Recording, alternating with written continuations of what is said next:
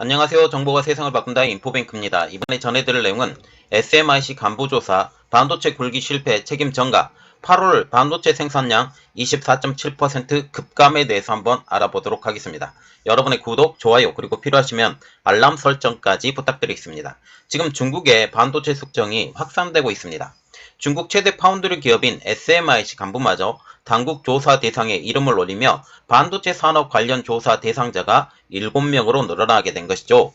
SMIC가 7나노에 성공했다고 대대적인 선전을 하고 있고 5나노 공정기술을 개발에 관련해서도 상당한 자신감을 지니고 있는 상황에서 이 일이 벌어진 것입니다.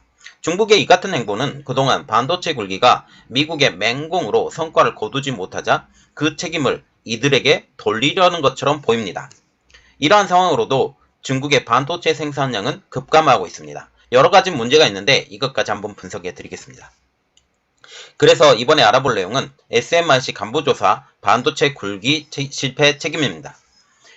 17일 SMIC에 따르면 런카이 비상임 이사가 심각한 기울 법률 위반 혐의로 공산당 중앙기울검사위원회 국가감찰위원회에서 조사를 받고 있다라고 전했습니다.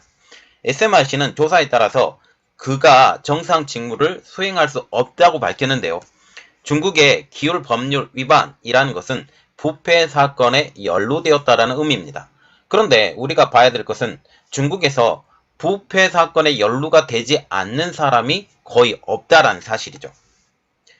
중국 공산당원 고위직 관료는 공안당국과 검찰 수사에 앞서서 최고 사정기구인 공산당 중앙기울검사위원회 국가감찰위원회가 조사하는 것은 관례입니다. 중국 최고 사정기구인 기울감찰위는 공산당원 신분인 고위직 관리를 공안 검찰보다 앞서서 조사하는 게 일반적이라고 하는데요. 최근 기울감찰위의 칼날이 중국 반도체 기업가 그리고 중국 반도체 관련자에게 향해 있습니다.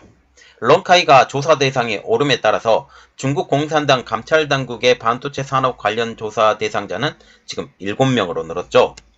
기울감찰위는 8월 9일 류양 전 경리 그리고 두양 전 총감, 양정판 부총경리 등 화신투자관리의 전현직 고위 관계자 3명을 기울 법률 위반 혐의로 조사 중이라고 밝힌 상황이죠.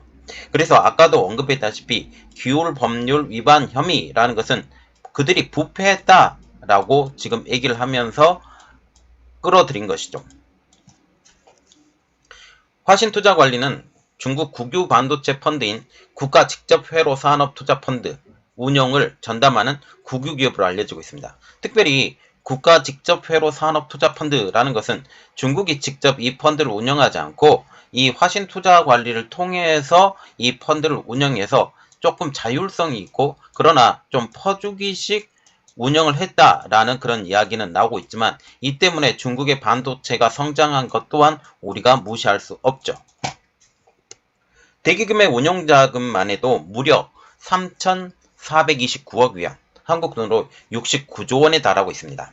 런카이는 화신투자관리 내에서도 서열 3위의 인물로서 사내 영향력은 막강했으며 낭만 화신투자관리의 루진 전 총장과 국가개발은행에서 함께 근무하면서 각별한 관계를 유지했다고 중국 현지 언론들은 보도하고 있습니다. 그래서 루진 전 총재와 엮어서 지금 런카이를 끌어들인다라는 거죠. 그뿐 아니라 런카이는 국유은행인 중국 국가개발은행 부총재 그리고 중국 최대 파운드리 업체인 SMIC의 비상임 이사를 겸임하는 등 중국 내에서도 금융계와 반도체 펀드, 반도체 업계 이 모두를 아우르는 중요한 인물로 평가받고 있습니다. 또한 대기금의 딩워너 총재 그리고 화신투자관리의 루진 정 총재, 가오슝타우 전 부총재 등 화신투자관리 최고 경영진과도 같은 혐의로 조사 대상에 오른 상황이죠. 이처럼 기업뿐만 아니라 지금 반도체 산업을 총괄하는 고위관리, 감찰, 낙마도 이어지고 있는 상황인데요. 지난 7월에는 반도체 등 산업정책을 총괄하는 샤오야칭 공업정보화 부장이 비위 의혹을 받아서 사정당국의 조사를 받으며 낙마했습니다. 이처럼 연이은 반도체 관계자들이 기율 감찰을 두고서 지금 중국이 반도체 자금률을 2025년까지 70%까지 높이는, 그래서 중국에서 생산한 반도체를 전체 소모량의 70%가 중국에서 생산되는 것처럼 이렇게 하는 반도체 굴기를 위해 막대한 투자를 나섰지만 성과를 거두지 못한 책임을 그들에게 묻고 꼬리 자르기를 하는 것이 아니냐라는 분석도 나오고 있습니다. 그리고 미국의 반도체 맹폭에 새로운 진영을 꾸려 대응하려 한다라는 분석도 나오고 있는 것이죠. 그래서 새롭게 대응을 해야 되는데 새로운 그 새 부대는 새 포도주는 새 부대로라는 말처럼 새롭게 대응하려고 하기 위해서 이전에 있던 사람들을 다 잘라낸다라는 그런 말도 나오고 있는 상황입니다. 그러나 중국의 반도체 상황은 더욱더 나빠져 가기만 하고 있죠.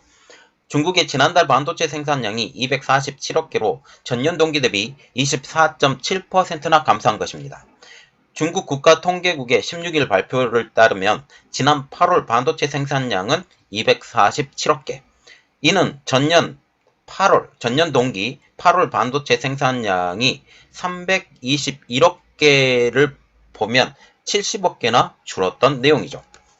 1년 새에 약 70억 개의 반도체 생산량이, 월별 생산량이 줄어들게 된 것입니다. 이 수치는 1997년 해당 집계가 시작된 이래 가장 큰 감소치입니다.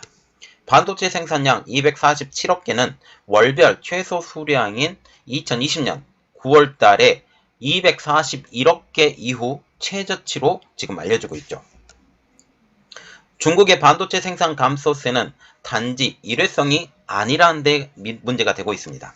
중국은 지난 7월에도 반도체 생산량 272억 개로 전년 대비 16.6% 줄어드는 등 올해 들어 계속해서 반도체 생산량이 줄어들고 있습니다.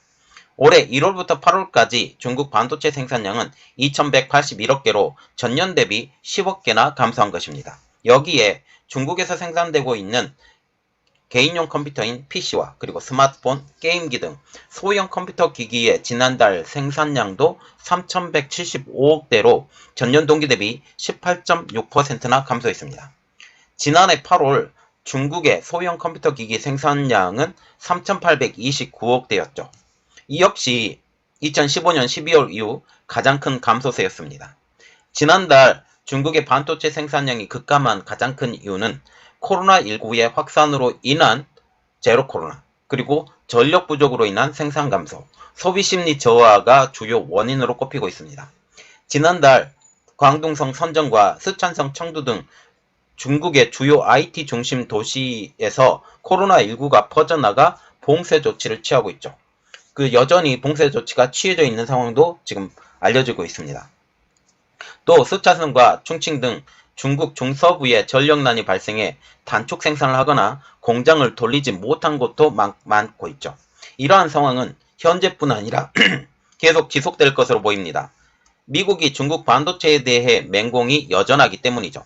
이러한 상황에서 중국은 반도체 굴기의 실패에 대한 희생양으로 반도체 관련 업계자들을 잡아들이고 있는 상황으로 보이고 있습니다. 그들이 가장 잘 잡아들일 수 있는 이유는 비위 사실이죠. 중국 공산당의 특징으로서 비위가 없는 지도자가 하나도 없다라고 말을 할 수 있고, 그 자리에 있으면 비위가 저절로 저질 수밖에 없는 상황이기 때문에 이것을 무조건 잡아들이려고 생각을 한다면 무조건 잡아들일 수 있기 때문에 이러한 현상이 벌어지고 있는 것입니다.